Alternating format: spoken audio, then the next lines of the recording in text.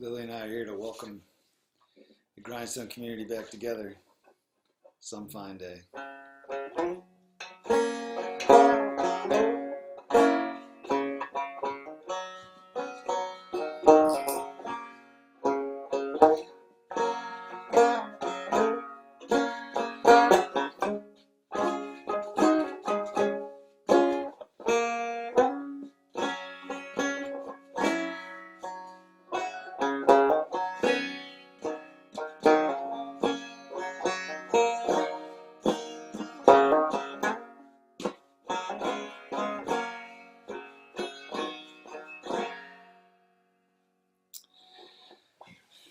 One of the things I miss about Grindstone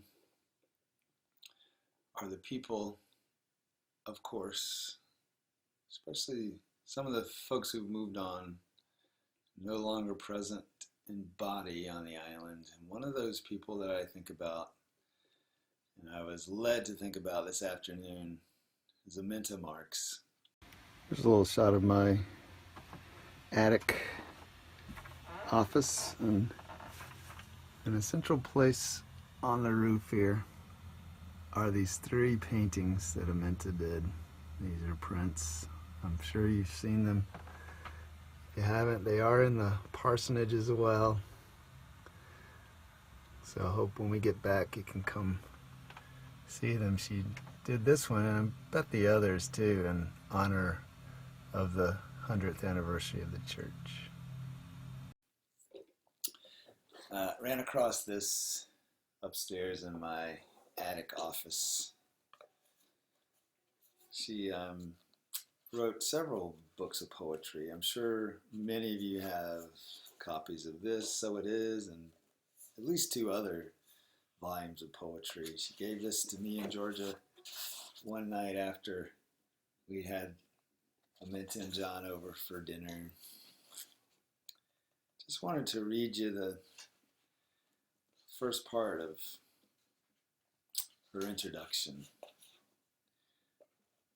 The Grindstone Island Methodist Church is like a meadow palette of wild flowers.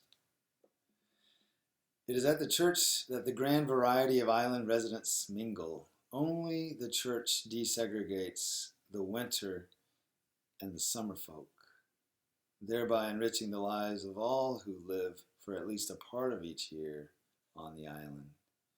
Yet more diversity lies in the denominations of the people who worship together every Sunday morning during the summer. Methodists, yes, but also Baptists, Presbyterians, Episcopalians, Roman Catholics, Congregationalists, Unitarians, and others. And I think we'd have to say also none of the above. Even the list of pastors reflects this diversity. Methodists, Presbyterians, Baptists, Lutherans, and again, others. Aminta, and of course John, who served as a summer minister, and John was the organist for many years. They were part of this fabric of the island. And so Aminta was a strategic part of how the church came to recognize that it was 100 years old in 1990. And so the first poem in this collection is entitled 1990, and it is dedicated to R.V. Smith. Bob Smith, Bob and his daughter Debbie have a special place in the reason that I'm and my family are connected to Grindstone Island. Debbie was instrumental in putting my name forward as a possible summer minister, and I'll never forget that beautiful day when that invitation came across my office mail. Would you consider being a summer minister on Grindstone Island? And I said, where? So Bob Smith and Debbie Smith are important in my heart. Bob, of course, was a chaplain at Colgate University, where Georgia teaches. A lot of linkages. So this poem, dedicated to R.V. Smith, 1990. Well, we're glad to have Bob back. A Smith is every man, us, on the ridge of an island, this island, us in the middle of a river, this river, us in the heart of a country, this country. Arms stretched across, cables across the river bottom to the mainland all the way to Iowa, stretched under the sea to Burundi.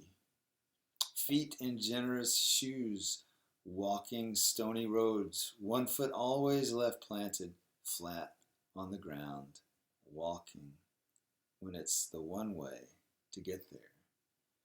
Then rousing among us like a ruffled grouse, calling a quadrille, yelling hell, mourning Posey who died of grief for the starving babies she saw and could not see. Loving Joyce, lifting our voices to rejoicing, and just standing up, rejoicing in this wind-bent church. Listen, he says, to the rattle. And if you knew Bob Smith's voice, that authoritative, preaching, earnest voice, the rattle resonating in that church, appreciate Bob Smith, and I appreciate Aminta's poetic way.